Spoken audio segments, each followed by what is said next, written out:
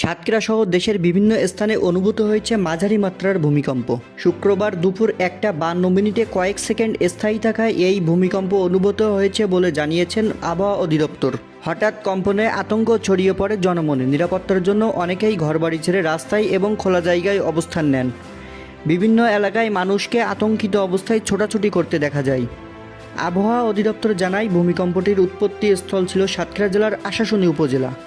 রিক্টর স্কেলে এই ভূমিকম্পের মাত্রা ছিল 5.4। ভূমিকম্পে সাতক্ষীরার তালা উপজেলার নগরঘাটা ইউনিয়নের কৃষকের ঘরের টালি ভেঙে পড়ে। ক্ষতিগ্রস্ত ঘরটি ঘিরে স্থানীয়দের ভিড় লক্ষ্য করা যায়। এছাড়াও জেলার বিভিন্ন এলাকার ভবন ফাটল দেখা গেছে। তবে এখনও পর্যন্ত কোথাও বড় ধরনের কোনো ক্ষয়ক্ষতির খবর পাওয়া যায়নি। প্রশাসনের পক্ষ থেকে জানানো হয়েছে, ভূমিকম্পে এখনও পর্যন্ত বড় ধরনের কোনো ক্ষয়ক্ষতির খবর পাওয়া যায়নি। তবে সবাইকে সতর্ক থাকার আহ্বান জানানো হয়েছে।